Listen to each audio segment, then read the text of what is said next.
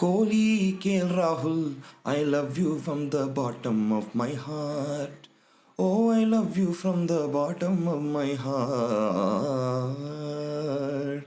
Hello, hello, hello. Welcome to Get Stumped with Kalki. I am your host, Krishna Kalki.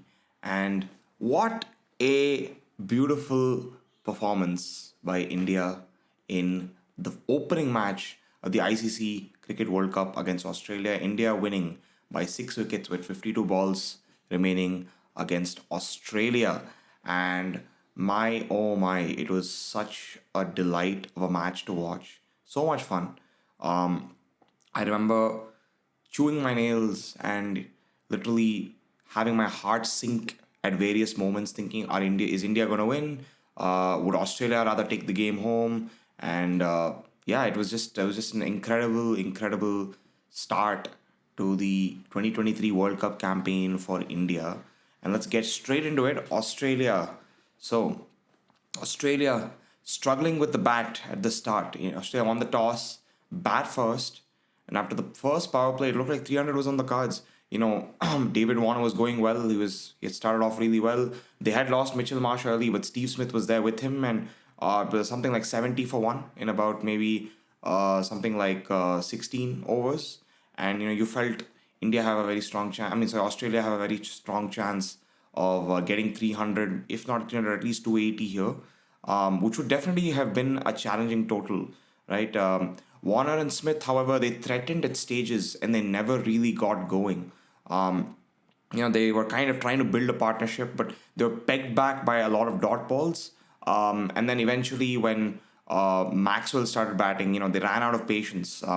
And usually, Maxwell is somebody who has a lot of a very good record against Ashwin and against Jadeja, the spinners, the Indian spinners.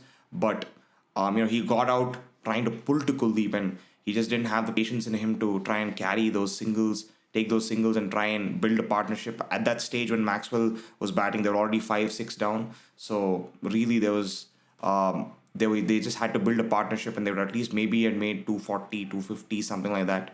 But again, we live in 2023, and ODI cricket is no longer about the single, or at least it looks like.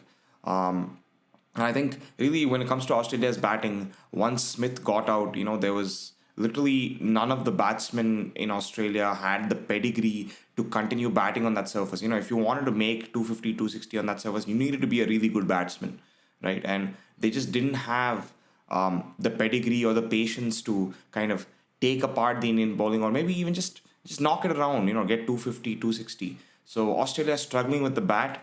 And of course, the next segment, spin to win. Playing in Chennai, we're playing in Chidambaram Stadium. We know that it's a sticky surface. We know that the surface is dry and there's a lot of spin, a lot of turn available. The ball grips and sticks to the surface. We know that, and and it was none different in this match. One interesting stat, when Kuldeep Yadav was introduced, just before that, I think the fast bowlers had been bowling their spell. The run rate was about 4.5, and about 15 overs of spin later, the run rate is now just above 4. So you see directly an impact of the spin bowlers on the match there. Kuldeep Yadav, Ravichandran Ashwin, Ravindra Jadeja doing their job. Around the time when Kuldeep Yadav started bowling, Ashwin had already bowled a couple of overs, and these two guys were bowling in tandem. Ashwin from one end, Kuldeep from the other end, and they just knew how to create pressure, man. They were building those dot balls. They were just making it very difficult for Warner and Smith to get runs. And eventually, when Warner got caught and bowled and Labuschagne came in, it didn't really change the situation for Australia as much. They were just had more pressure, and they kept trying to get those singles, but they were not able to score enough singles to keep the scoreboard ticking at a rate that kept pace with what they had done already in the power play, or improve upon the power play. So Ashwin and Kuldeep kept building the pressure with dot balls, and that really allowed Jadeja to come in, take wickets, and take the wickets of Smith, Labuschagne, and carry in quick succession. And to some sense, to some extent, you felt it was coming because of all the dot balls that had been bowled leading up to that point. So Jadeja just had to come in and just do his thing, right? And I mean, kudos to Jadeja, beautifully bowled.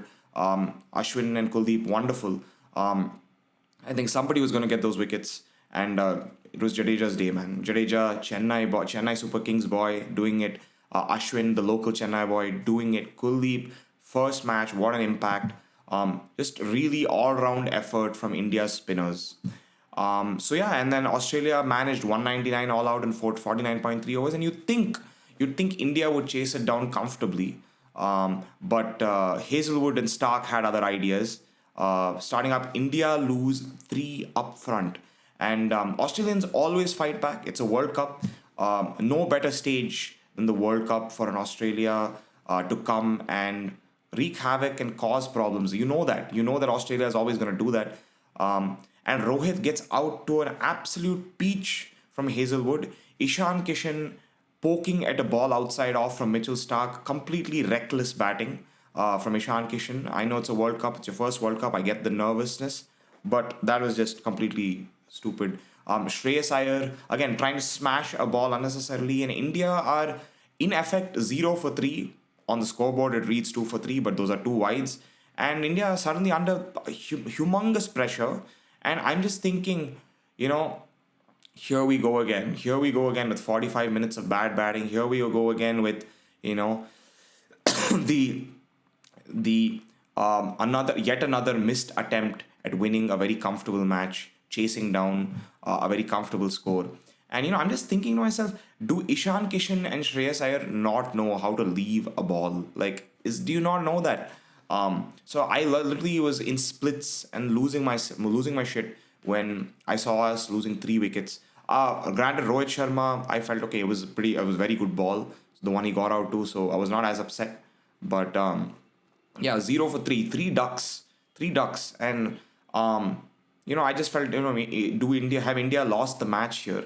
But then, of course, it is the beauty, the beautiful, the lovely, the king, the supreme Virat Kohli and classy KL Rahul at the crease coming to the rescue. Kohli, KL Rahul, I love you from the bottom of my heart. Oh, I love you from the bottom of my heart. 2 for 3. These two guys are in the crease. They assess the situation and they say, okay, let's just continue to bat here. Let's not lose any wickets. Let's put up a partnership. Let's spend some time at the crease. And I thought that was very mature batting from Virat Kohli. Of course, Virat Kohli is superstar. Very mature batting from KL Rahul, because usually KL Rahul has not had the pedigree and the history of doing well in such situations. He's usually messed them up, and he lost his wicket to very foolish shots in such situations. But what I like about KL Rahul is he's showing maturity, and he's taking up the responsibility of winning India these kind of games ever since the last 3-4 months, and it's beautiful to watch. So at around 20 for 3 in the 8th over, Kohli and KL Rahul are starting to build a little partnership. They've got something going. And Kohli skies one up, and the entire country had its heart in its mouth. And it's literally the easiest of chances. And Mitchell Marsh and Alex Carey run to the ball without knowing whose catch it is, and it eventually hits Marsh on the abdomen and falls down. You don't drop Virat Kohli. You don't drop Virat Kohli. You never ever drop Virat Kohli. You please don't drop Virat Kohli. And that was the match right there. Finding those gaps, getting a 165 run partnership, exactly what was needed at the stage at 2 for 3. And just hung in there and left Australia completely clueless. KL Rahul finishing the match off with a 6. Man, it was poetry in motion. And Virat Kohli, 85 or 114. How many times does he do it? He is the greatest ODI batsman of all time, and I'm admitting it. Of course, Sachin Tendulkar, one of the greatest of all time. But Kohli, the GOAT of ODI batting. Nobody else. Let's settle the debate today. It's Virat Kohli. Phenomenal. I just thought, maybe Australia missed a little trick with Maxwell and Zampa. They could have probably used them a little bit earlier. when these two were going strong, and they could have probably, Zampa's had a bit of a history with. I mean, Kohli's had a bit of a history with Zampa. Maxwell also could have darted in, those little off spinners he bowls, or little cutters, those breaks he bowls. So I felt maybe they could have used them a little earlier, but man, KL Rahul, Virat Kohli winning the match for India, and KL Rahul getting a man of the match, 97 not out. What a lovely, lovely effort. Aage kya? Well, personally speaking, I think India without Shubman Gill looks really concerning. I know he had his dengue, and it's unfortunate that there's no Shubman Gill currently speaking. And yes, Ishan Kishan is a good replacement, but I'm a little concerned because if Ishan Kishan does not have the patience, and Shreyas Iyer is getting out like this, and if Rohit Sharma is not, if Rohit Sharma gets out like this in the next few games, I think we could see more games where we have such situations where we lose 2-3 wickets. So India need to fix that out. India need to sort that out and really fix that. Ishan Kishan really needs to step up his game. Shreyas Iyer can't be poking at those kind of balls. Shreyas Iyer really needs to step it up, and he needs to prove. I mean, I was all for Shreyas Iyer back in 2019. I felt he should have been there in that team, and I'm still backing Shreyas Iyer as a batsman. I still feel he could be one of India's really influential batsmen. But man, Shreyas Iyer so far his career has been a little underwhelming, to say the least. When we look at Australia, and of course India looking strong, going buoyant, going sort of energized into the next match against Afghanistan. But yeah, let's see what happens.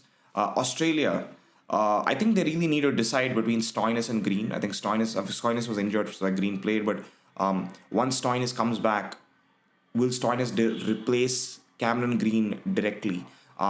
And if you're playing Cameron Green, he needs to give you about 6 to 8 overs. And right now, it doesn't really look like it. But if you ask me, I would pick Stoinis, because I think Stoinis is definitely a more clutch batsman. And he has a history of bowling well in the death overs, even though he doesn't really look threatening. He does get the ball in the right areas and can kind of restrict runs. So you have to use Stoinis in that manner, where you bowl him in, sort of between overs 35 and 50. You give him 5-6 overs there and sort of just go hammer and tongs with Cummins, Stark and Hazelwood in the power play, and try and get as many wickets as possible. Use Zampa and Maxwell and Stoinis. Use Zampa and Maxwell in the middle overs, probably get a few from Hazelwood, blah, blah, and get Stoinis at the death. I think that's the right way for Australia to proceed in terms of Stoinis versus Green. And yeah, Australia took a huge hit there, but can they bounce back in their next match? I think their next match is against South Africa, if I'm not wrong. Can they bounce back against South Africa? South Africa looking energized, looking beautiful. 428, the highest ever ODI score in history against Sri Lanka. Markram, Van der Dusen, and Quinton de Kock, triple centuries. No, 3 centurions. And South Africa looking very strong. Can Australia make a comeback? We'll see. Let's see. But I think they should definitely come back. They're Australia for all that. They're Australia. They are Australia, so they should. And yes, India looking beautiful, looking so good against Australia, especially in terms of Virat Kohli and KL Rahul. How will they fare against Afghanistan? Find out on Get Stumped with Kalki. Please do subscribe. Please do leave a like. Leave a comment if you thought this video was awesome. And we'll see you in the next video. Go India.